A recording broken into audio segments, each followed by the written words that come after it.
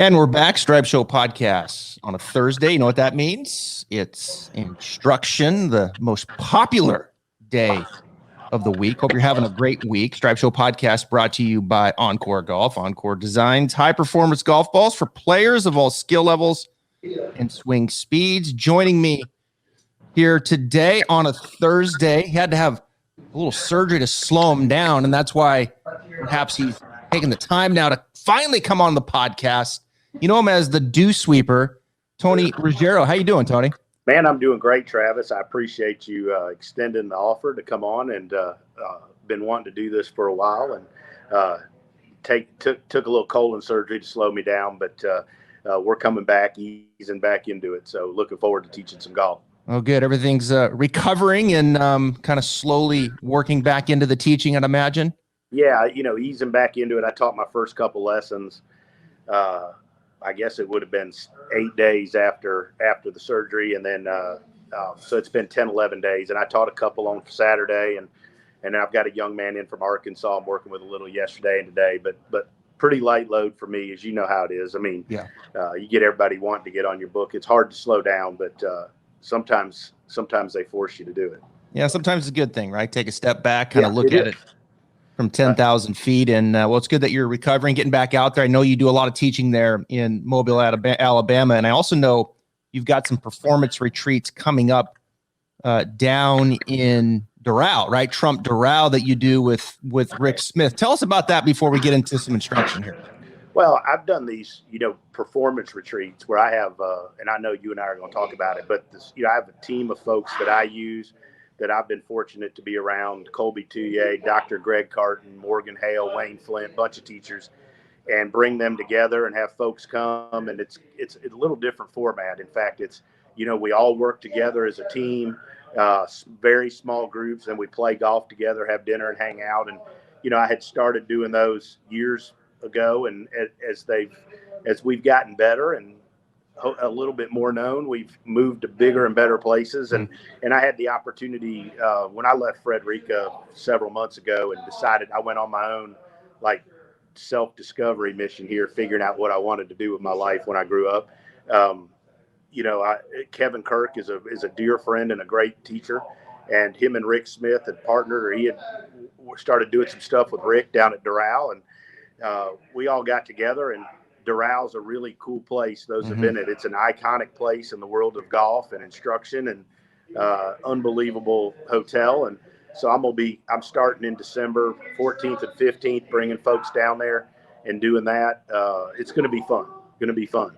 Awesome. Check it out. You can go to his Instagram at the Dew Sweeper. And I always enjoy talking golf with Rick Smith. He's been on. God, how good is he to talk with? A couple times. Yeah. He articulates things very well. Smart man, of course, and has had a lot of success. But I want to get to some of your teaching. You've had a lot of success. I know you work with a number of players. I'm going to ask about a couple of them as we go. Richie Warrenski is one of them. But you also develop a lot of collegiate players, junior players. And when I look at your videos, one of the things I see you using a lot is resistance bands. I see you holding the resistance bands in different areas, whether it's the hips, the bands around the knees. I've seen a young girl holding it in her hands and stretching it back behind her. Right. These resistance drills that you do, tell my audience about it. What's the purpose and goal when you're providing resistance like that on players? Well, I learned a long time ago. I had a great mentor, Hank Johnson, who recently passed away. He was a, Golf Digest top 50, Golf Magazine top 100 guy, early Golf Digest schools teacher. And he was ahead of his time when it came to using the body and understanding the body. And he told me a long time ago, and I'll be honest, a lot of these things you hear when you're young, hell, you don't even really know if they're right, but you try them and see if they work. Right. And it was, he would tell you that if you use resistance to try to pull the body towards whatever the flaw is. For example, if a person is sliding or moving laterally off the ball, if you're using a band to pull them towards that flaw, like pull them to slide, and they have to learn to resist it, they learn how to do it correctly. They learn the correct body motion. They learn to make the correct body mechanics. And a lot of people, when it comes to sliding, will put something like if you're a right-handed player, put something beside their right hip and they just try to miss it. And while that obviously can help you, but if you pull the person towards their flaw and they have to learn to make the opposite motion to resist it, I think they learn that correct body movement pattern easier. And so that, along with a bunch of my work with Colby Touye and Morgan Hale that works here with me, you started learning to use resistant bands and weights and different things like that to help people learn to perform the correct body movement pattern that we would want in the golf swing, and train them to do that before we put a club in their hand and before we have them hit a golf ball. And for me, and like I always tell folks, that the stuff that I talk about when it comes to teaching works for me. I can't tell you that it works for everybody or for every teacher, but I like to share what we do because it works for us. And so as I've gone down that road with Colby, he's been a huge influence on my teaching. One of the biggest, maybe the biggest influence, especially in the last 6, 7, 8 years, learning to train people and improve their body movement patterns away from the golf swing has made a huge impact on how much better our players get with their mechanics. Yeah. And it's almost like you're kind of creating the context, and you're saying, okay, I'm going to pull you this way. Like you said, a sway, right-handed player, I'm going to pull you to sway.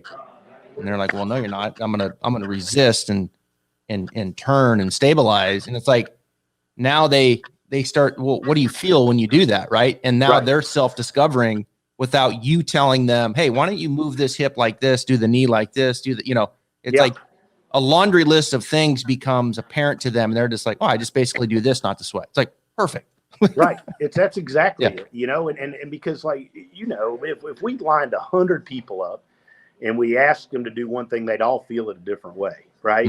And so I've found if you can get somebody doing the correct movement pattern and they figure out what it feels like to them, and to me, the fascinating thing is the way different players feel things. Yeah. And so it's been, to me, that's a huge part of our training. Heck, in our studio here in Mobile, we got bands laying around all over. When I go to, when I go on the road, I'm going this week up to see Richie. I'll take them with me and so forth. Same deal down at Doral, or in Montgomery. So, to me, that gets people to make a change quicker. Yeah. Yeah, it does. And like I can remember working with a lot of younger teachers and saying to them, look, one of the things that's important is you have to get the language established. Like, what is the language that player is reacting to and is speaking, and making sure there's no gaps between that. And the best way to do that is just create these environments where they're self-discovering and they're telling you, this is what's happening. And now you can start talking that language with them, and man, off you go. One of the bands that I see you use is you put it kind of around the legs, just above the knees, right? So it's almost like a band you would see in the gym where you're pushing your knees apart to get your glutes activated. And I see players swinging it when they do that. Talk about that. Well, that's one of my favorites. I think we see a lot of folks, everybody's been told to get more weight behind it, more pressure behind it, all of those things, right? And in doing so, a lot of people don't know exactly how to do it. And they also don't know how to engage their body and move correctly. And so if you put those I've just found I use it for a variety of things. But all teachers have preferences, right? I mean, and those of us that say we don't, we're lying, right? But we all, like, if a person comes to us as a blank slate, we'd have things we'd prefer. And I don't like a lower body that's got a lot of movement and active and crazy stuff happen all over. That doesn't mean that if a really good player, a tour player, came to me and had that and was great, I would change it. But I like a really good foundation below you. And I've found that if you put that band across your knees, when the player pushes out on that band, away, they're pushing both knees out away, it engages their core. And then in order to make a good backswinger, to get the club back, they've got to learn to wind their upper body up over their lower body and create more pressure behind the ball. But they do it in a more centered rotary motion rather than a lot of linear and lateral. Mm-hmm. So a good backswing, let's talk about that, kind of a preference here. Okay. It's a good segue. For you, a good backswing or a good turn, let's say, in the backswing is what? I like an upper body that winds up, that starts the backswing, and as your upper body turns, it winds your lower body up, and it turns your right. We're talking about a right-handed player here. Winds into your right hip, and you go as far as the person's range of motion allows. Okay. And I think that, that's where I start with players of all ability. I try to get their upper body to wind up over a stable lower body. And then, we know from biomechanics now and all the stuff that's out there. And, I do a bunch of stuff with Dr. Scott Lynn, and that, everybody's different. Everybody gets different amounts of pressure back there. And I like to go refine that after the fact. But when I start with a player, especially developing a young player, maybe like a junior, a 14, 15, 16-year-old, I like to really start with the pivot and learn to get them to wind their upper body up into their lower body, create more pressure in that right side, really wind into their right hip and their right butt cheek, feel that right butt cheek turn back. We always talk about, like, if you had a yardage book in your back pocket, right back pocket, it would feel like it's turning and driving back into the wall behind you. But those are the common things. And I, try to get rid of a lot of excess arm movement that happens when the pivot stops. I see folks that don't have much turn, and then the arms lift and move and try to get the club to where they feel like their backswing should go. So I try to get the club and the arms and your body matched up as your pivot, your upper body winds up over your lower body. And most of your players looks like there's kind of a change of knee flex happening there. Like that right knee for a right-handed player, there's some give in the right leg, the hips kind of climbing, the left knee's coming across. The idea is that you're not turning your lower, like you're turning your lower and even some change of knee flex, right? Oh, absolutely. And again, though, that's where I think, like, the ability to have somebody like a Colby, somebody like a Morgan with you, because like, you got to find out what they physically can and can't do to get there. Right. I taught a young guy forever, played on tour for a year, and then we got back together. Bobby Wyatt played at Alabama, played on the Walker Cup, great player. Like, Bobby was like a human Gumby, right? Like, he could get his, he could get his shoulder and his trunk turned all the way club to parallel, and his knees not change flex. Wow. Right. And again, as I've grown as a teacher, I'd like to think I've grown, and I've continued to try to figure out more things about why the pivot works or why certain things work. I've realized everybody's, different, but you got to find out what they can and can't do. And so that's where having Colby and Morgan and those type of people with you help, because you'll find out, okay, this person can't turn or get back very far unless you let the right knee move more, or unless you let them release this, so on and so forth. So that's why I think teaching is becoming more and more of a collaborative effort of different sciences. Yeah. And you got to get in there and do it. It's one thing to study it and say, okay, this is what the science is saying. But the reality is like, you have to get in there and start moving people and start saying, okay, here's what we're going to do. And then they do it. And then you evaluate that, and they're hitting, and then don't be afraid to change course a little bit as you go. Don't be afraid to let the player kind of, struggle a bit as they work through the different patterns. Like, that's just all part of the process. And that trial and error and getting in there and just learning as a teacher, like, you're going to, I've made a lot of mistakes through the years, and like, it probably wasn't the best way to go about that. And then you kind of learn from it as the years go on, and then you become a better teacher for it. But those reps in the trenches with players is everything. And, the turn and the backswing, God, the backswing matters. I mean, if I hear it one more time, the only thing that counts is impact. Swing your swing. It's like, tour players, I get it. They're the most skilled players, but the average player, getting them some structure going back, my goodness, makes the game so much easier. I think every player, it's like loading a gun. Yeah. And, I think the better the player, the more you do at setup, and the more you do a little bit taking it away from the ball, and the less you have to do in the forward swing. I think if you get a really good player in the place they need to be at the backswing, they're already great. They figure out how the hell to go through from there. Yeah. And but I think that, just focusing on impact, like, you've got to help any player figure out where they need to get to and wound up correctly so that going through the ball is easier, in my opinion. And I think, I think getting wound up correctly with good structure and obviously a really good club face is critical. And just taking somebody, I think, and focusing on impact can help them with some chips and pitches, right? But heck, I mean, they going to chip their way around a damn golf course? Probably not.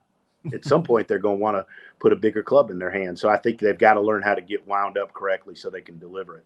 All right, let's talk about coming down now. Here's a statement. I'll let you finish this sentence.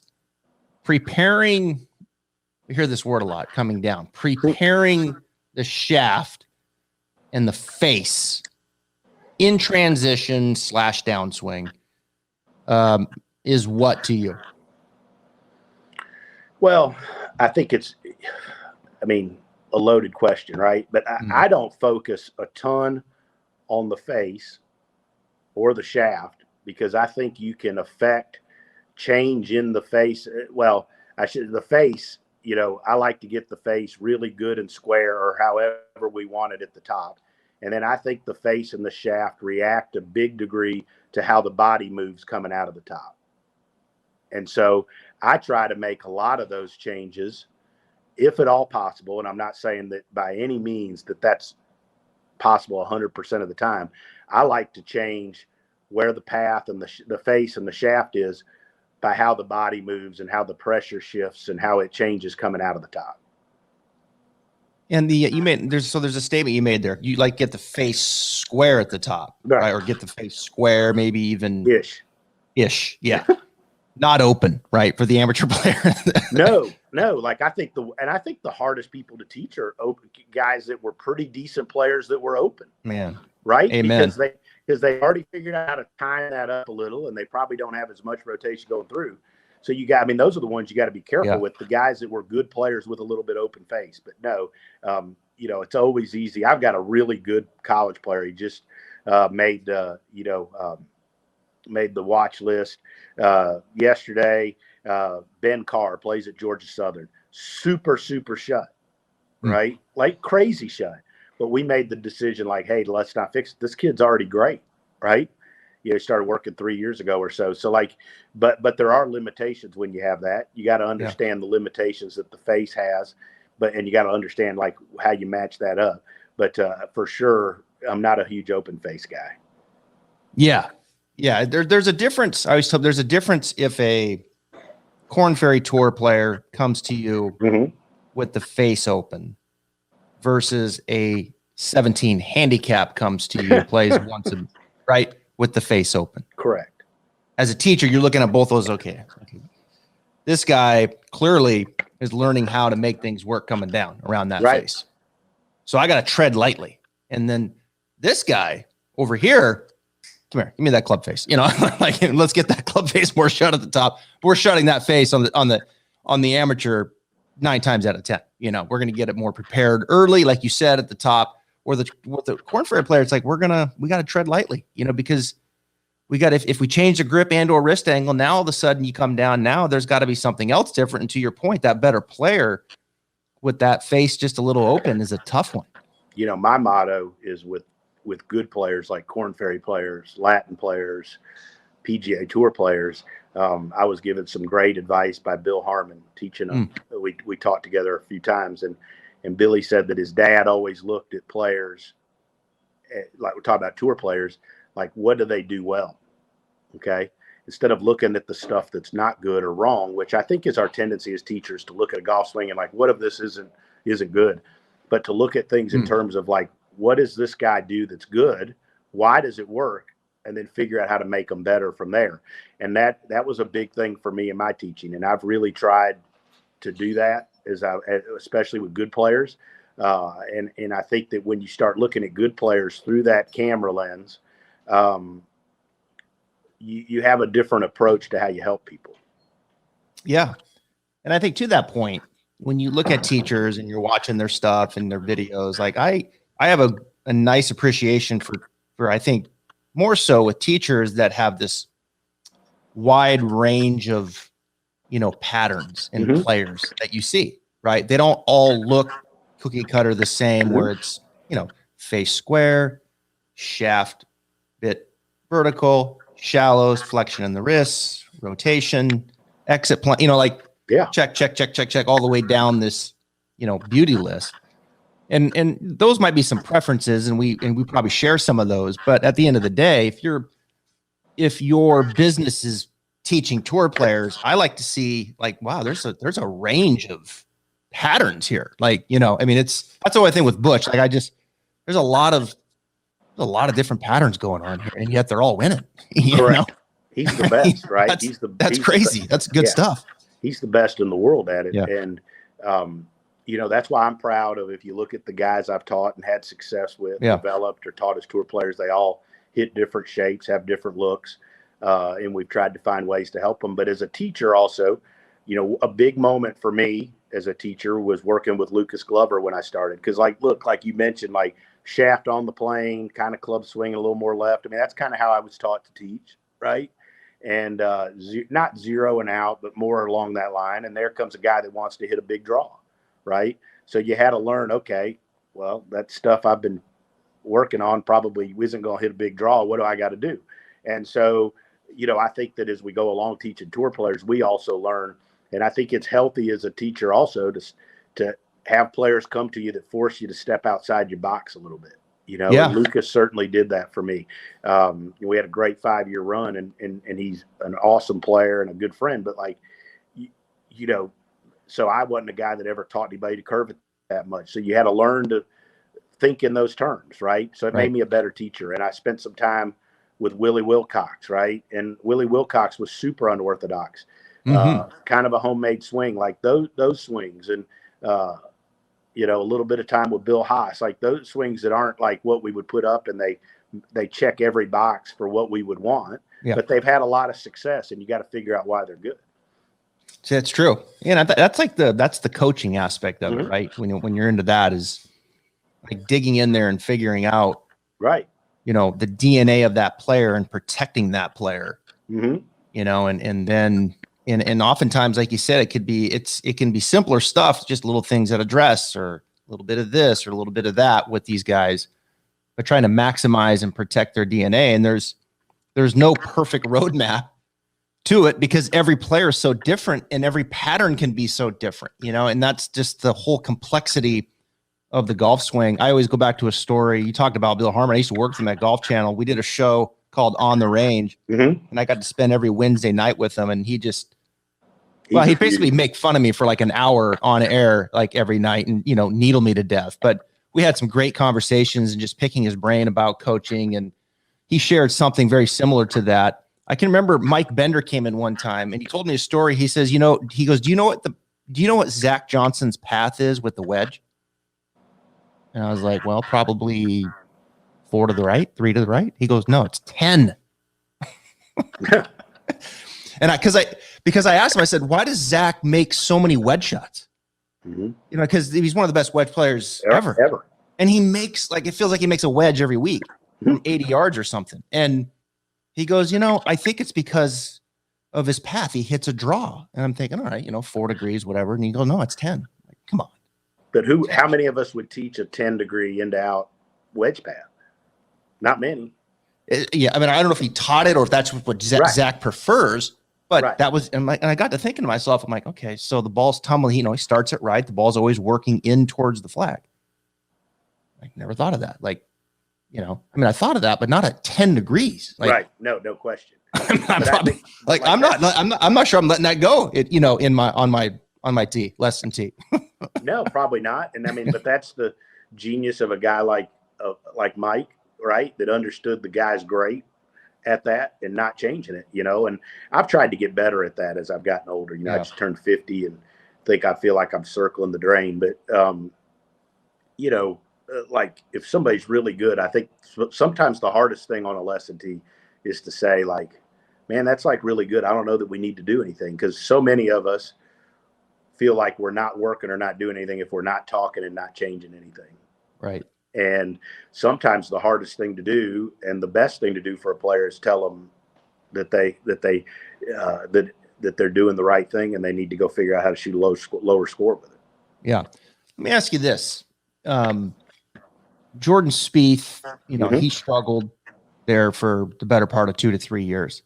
And I'm sure Cameron McCormick, who's a great coach, I'm sure Cameron was pushed to the limit of just trying to get this thing figured out, you know, and trying to get Jordan back on track.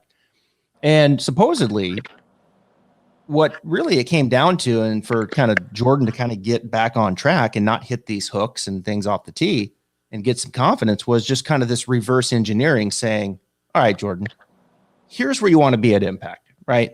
This is kind of where, you know, in your day, just kind of isolate this impact position and swing through. And this is, in essence, where you were, and perhaps what does that feel like to get the ball to do X, you know? And don't worry about this club position. Just this is kind of where you need to be, and this is how it feel, or this is where it exits, and what does that feel like? And let's just do some little ones, right? So it's kind of like start from impact. So it was like this reverse engineering. And then from there, it was like, okay, let me just take it back and go do it and not worry about what it looks like. And then off Jordan goes, this reverse engineering. Have you ever kind of been down that path with some of your players? Yeah, I think that, you know, most of the time, to me, when a player gets off and lost would be the word, and they get where you have to reverse engineer, it's because they got away from who they are in a search to try to add something extra that they thought they needed to have to be better, right? And, you know, and then ultimately, I think most of those players come back saying, I just want to get back to what I used to do. Hell, I was better then. But most of them have to find it for themselves. And so, yeah, I did a little bit of that with Lucas when we started looking at old stuff. I'd go back on YouTube and look at that. And, you know, my longtime assistant, Jackson Court, who's up at Frederica, not far from y'all, has helped me a bunch with that stuff with Billy Haas. And I don't know that I did a great job with that, but, and again, I mean, in some of my later episodes with Smiley Kaufman after the original version, a lot of it was looking at old videos from that year he played phenomenal golf and trying to help him get back to that, right? And so I think that we all do that to a certain extent, especially when it comes to because I'm not one of those teachers that wants to teach somebody and have them go out and they say, oh, you can tell that guy's been working with Tony Ruggiero because his golf swing looks like this, right? I want to help you find out what you got to do to play your best. So I think that when we have experienced guys that have won or they've been very successful at the PGA Tour level, all of us are doing that to a certain extent when they come to us because, you know, they've had success or they wouldn't be out there. And we're trying to help them get back to what that was. How many times a player come to you in the last, I don't know, 12 to 18 months and says, Tony, I got to get 10 more yards? What percent of players? I mean, I've had one that, you know, that started a downward spiral and we don't work together anymore. And I mean, I taught him from when he was a kid and he was a really good player, but I think that's what started the downfall to not playing very good. You know, I think that we see that more and more, and we got to get better at handling it. You know, and that's another reason I've involved folks like Colby is to help them understand how to create more speed in the gym, moving their body the way they've moved it, right? Instead of changing and overhauling everything for distance, you know, and for speed. And you know, it's a danger out there, right? And we're going to continue to have tour players that ask that question. I'm fortunate, though, for right now, I don't have any that are like preoccupied with that. But I'm sure that as soon as I say that, one will come in next week and say that, right? You know, I try my best when I sit down with them the first part to say, hey, here's the things I see. And if we do this correctly, normally I think if you get the body moving correctly and the correct body movements, you know, most of the time the speed increases or gets, and they, you know, I mean, a real good way to hit it further is to hit it more solid, you know, and more solid more of the time. So, you know, I try to address it on the front end and say like, hey, here's where you are, here's where we're going. If we get these things working right, your body moving better, more efficiently, well then heck, we're going to, you know, I think a byproduct's going to be speed, man. It's hard as a teacher if the person's only chasing speed. I'm probably not your guy, right? I really am. And I think one of the things I'm trying to get better at as a teacher is turning down the jobs that are destined to not be very good. Man, it's hard, right? Because we all want to teach them, but I'm trying to get better at saying, you know what? Like I taught a guy for a year, and he had his best year ever, finished 80th, fired me because I didn't give him enough science, right? Never kept his card, really. Finished 80th or 82nd on the money list, fires me, needed more science and all that kind of stuff. You know what? I'm not the right guy for that guy, you know, and I got to do better at not picking those, right? You know, and saying, hey, I'm not a good fit. That's kind of my challenge for myself as a teacher. And I know lots of teachers listen and watch this too and get information. And it's hard when you're coming up and you want to teach every good player, but also going down the road with somebody that's not a good fit for you doesn't help you either. I'm looking at the driving distance right now on the PGA Tour. Of course, it's a limited sample size. They were in Vegas. The ball is going to go a little bit longer there. But right now, if you average 300 yards off the tee, you are currently 179th on tour in distance. Crazy. That is crazy. And that's through the Zozo what do you say Championship. about that, Limited right? sample size, but yeah, but what do you say about that? You know, I mean, the sad part is, to me, is that young players coming up that haven't got to their body to the point where they can hit it, or that maybe aren't going to get to that point, get defeated and don't want to keep pursuing greatness because they feel like they can't, because they can't compete. Because dang, if you only hit at 270, it is hard to compete with. I mean, the number of courses you could compete with a guy hitting at 330 are very limited, and you're probably not going to play those on a Corn Ferry or a Latin Tour event. Right. Yeah, that's a staggering number. And, you know, I mean, we got Vegas in there and some others, but you know, it's still like I would have said it's a crazy number. And go ahead. I would have said like 80th or something. I wouldn't have picked that far. It's just, oh man. Cameron Champs played 2 rounds, so he's number 1 at 340. Matthew Wolf 336, and then you know on down the list here. Yeah, you said a lot there. That you know, it's just there are a lot of teachers that listen to this, and there's a lot of you know, obviously amateurs that listen to this as well. And it's fun to kind of give both, you know, some things to think about. My audience, and always has been, you know, is the amateur player. Like I tend to speak to the amateur player. When I taught a lot, I certainly, you know, my niche was kind of like yours, developing junior players, high school, and getting them into college, working with them some there. But developing the junior player, although I did work with a few tour players here and there, never wanted to travel the tour. I kind of felt like my niche was kind of more into just developing younger players and developing amateur golfers. And that's what I did. And I've kind of followed that suit into the media form too. But you, like you said, like saying no to students that you don't think you'd be a good fit for is hard to do, right? Like you said, they're not getting enough science from you. But maybe for you, your fit would be better with someone who has too much science. And that's okay too, right? Because we know the science can wear people out, especially at the highest level with the tour player. It's like, dude, at some point, you got to get up there and hit it. Like, I don't care what the number says. Like, you got to get the ball in the fairway, on the green, and in the hole. Yeah, I mean, yeah. You know, I think science is fantastic, and I think all of us have access to most of the same information now, right, Travis? Like, I mean, I don't think anybody's coming out with, regardless of what they want to say on social media, anything that's so revolutionary, it's going to change everything you and I say. You know, so I think that when it comes to playing golf, less is better, right? I mean, we want to help a player understand what it is they need to do, be able to measure it so we can get back to it, prove that we're getting better, all those things. But I think less is more when it comes. I think with all players, not just tour players. I think we see lots of folks that get too much information. You know, it's our job to be able to understand all the information and then spoon feed what the player needs. Yeah. But you know, different players, every player's different. And you know, if you're the guy that wants to know every TrackMan number and go over every data point, I'm probably not your guy. Right. And I can give you a list of guys that would be great to go to for that.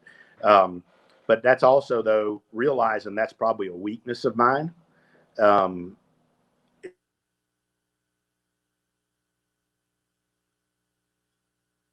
Oh, we lost him a second. That is also why I've tried to add parts and people to my team that supplement what I'm not good at. Mm-hmm. Okay.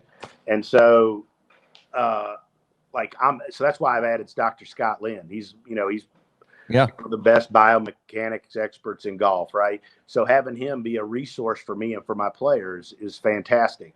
Looking at me, although I've lost weight during the surgery, and I joke that it's my new weight loss program, but like fitness wouldn't have been my forte. But so involving Colby and Morgan was a huge benefit, right? Like, so that's why I think that as a teacher, for me, having tools accessible to me that fill the parts I'm not good at help me be a more complete teacher.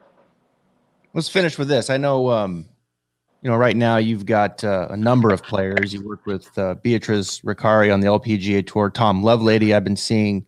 Oh, man, that guy can pound it. What's that? He can hammer it. Yeah. You want to talk about long. Yeah, Lovelady, of course, played at Alabama. Rick Lamb, Andy Ogletree, who played well in the Masters last year, Zach Sucher, and then Richie Warrenski, who I want to ask you about. I've talked about Richie here and there on the podcast over this last year as we break down fields and whatnot. Give my audience a feel on Richie and what we can expect from him this year. Richie and I just started several months ago. I've known Richie out there from working with other players, and he kind of fits me and what I do really well. We get along great, which I think is important.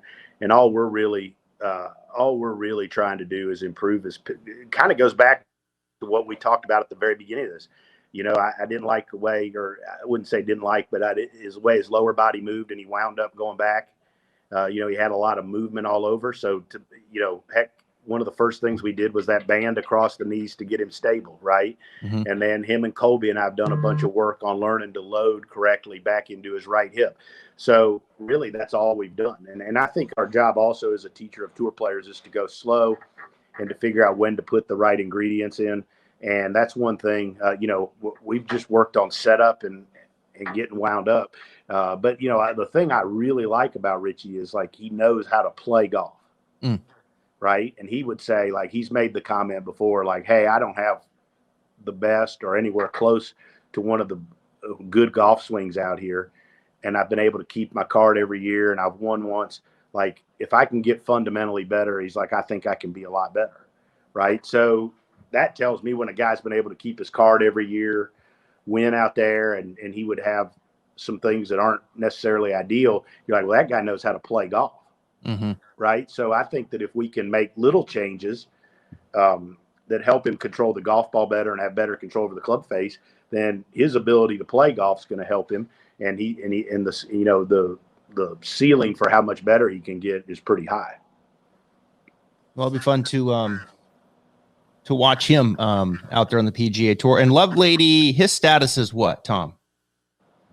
Tom is going to be, he's going to Korn Ferry Final. So he had a PGA Tour card. He came out of, I've taught him since college. I've known him forever. Earned his Korn Ferry card like right out of college, like boom. Yeah. Korn Ferry PGA Tour card in a year, right? Which I don't know that is necessarily optimal for a development of a person or a player. Mm-hmm. And finished after his first year in the 126 to 50 category. He finished second actually at the opposite field event that year in Kentucky at the Barbasol, I think it is. And then he next year he didn't keep his card, and that's when COVID hit. Yeah. Okay. And then he was stuck in that outside 200. There was no Q school, so he went and got a job and worked for Discovery Land Company, and he played a lot of golf, but he was a working person. Mm-hmm. And I think it was unbelievable for his approach and his attitude towards golf and for his desire to do it. And he came back, I've taught him forever, and we're close friends. He's a dear friend. And I think of him like my son as much as a student. Mm-hmm. And, but he came back and was like, I think I want to give this one more go. And he was playing in like Met section stuff up there where he was working. He was playing against great competition and winning or finishing well. And, he was came back and said he wanted to do it. And we started working, and we've worked a handful of times, and it's been going back to old stuff he's done. And, when he was on tour, he was one of the 5 or 8 longest hitters out there, and he's a great wedge player and putter. And Travis, that's a recipe for good play on the tour. Mm-hmm. And he's uber talented, and I think he's learning to handle himself and to think better and to prepare better. And I'm just super excited about him as a person coming back. Yeah, that's a great story. Hopefully, sometimes you got to take a step away to 100% kind of recharge and have the right attitude coming back. Tony, I appreciate, we could talk for another hour or so, but I know you've got a guy coming in, and I appreciate you coming on the podcast. And I encourage the listeners, check out his, go to his Instagram page, the Dew Sweeper. You'll see a post there on the performance retreats in Instruction at Trump Doral. A couple dates in December, one in January, one in February. Take a little trip to Miami, a little beach, a little golf, and you can't beat it, right? That's you can make some nice changes in the off season, and that's an option to do it. Tony, thanks for coming on the podcast. I appreciate it. Travis, I appreciate it. Appreciate you asking me anytime, and thanks for all you do for growing the game. Programs like yours are awesome. So many folks getting access to teachers and to good information, and it's helping grow the game and grow what we do as teachers.